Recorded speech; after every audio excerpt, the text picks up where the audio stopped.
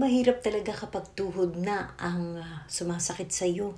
Ibig sabihin yan talaga, doon ka na sa joint bones.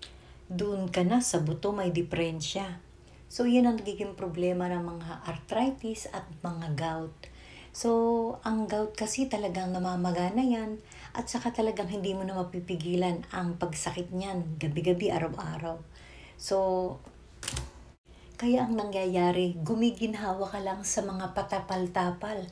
So, binibigyan ka ng doktor ng pain reliever, pero after ng pain reliever, andyan na naman ng sakit mayat maya. Pangkaraniwan naman talaga dyan sa mga sumasakit dyan at nagkakadiferensya. So, ang ibig sabihin niyan, manipis na ang cartilage mo. At pag yan ay talagang numipis hanggang sa mawala ang cartilage mo, mahihirapan ka na talaga niyan. At baka dumating pa yung hindi inaasahan, na ikaw ay talagang nakaupo na lang halos at talagang namamaga na lang. At kung kayo ay isa sa manipis na ang cartilage, isa lang ang maipapayo ko sa inyo. Uminom na kayo ng madudulas, katulad ng mga okra, alokbati, pero ang mas makakatulong sa inyo talaga ay ang pag-inom ninyo ng aloe vera. Kapag sinabi sa inyo ng doktor at nakita sa general check-up ninyo na talagang halos wala ng cartilage o yung sapin ng inyong tuhod, at kung gusto nyo talagang bumalik ang cartilage o bumalik ang sigla ng inyong tuhod, matanggal ang kirot, ang maipapayo ko sa inyo ay uminom ng 2 beses ng aloe vera juice. Huwag na huwag ninyong lalagyan ng sugar para lang matanggal ang pait. Kung kayo talaga ay gusto nyong gumaling o bumalik yung inyong cartilage ng tuhod, ay talagang uminom ng walang halo. At kung kayo ay masyadong napapaitan, haluan nyo na lang ng lemon or calamansi. So, ang itatanong mo, paano mong iinumin ang aloe vera? Tanggalin ang balat at i-blend or dikdikin ay po pwede rin. Sa kalahating baso na makukuha mo ng katas ng aloe vera, ay kalahating baso rin ang ilalagay mong tubig.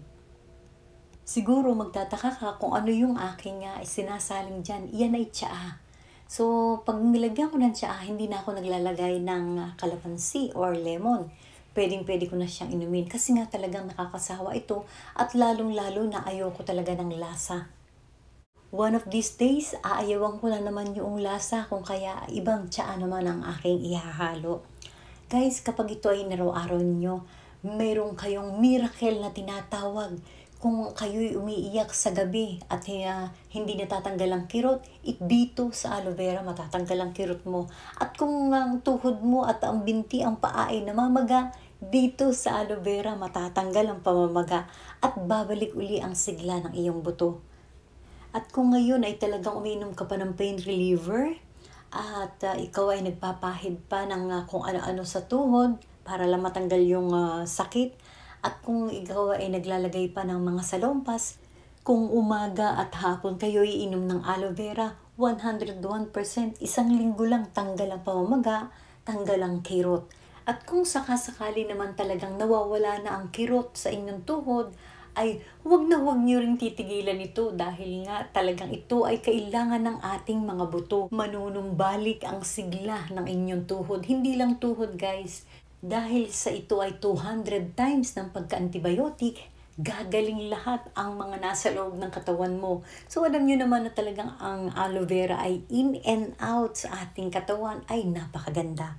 So thank you so much guys for watching and see you to my next vlog. Bye!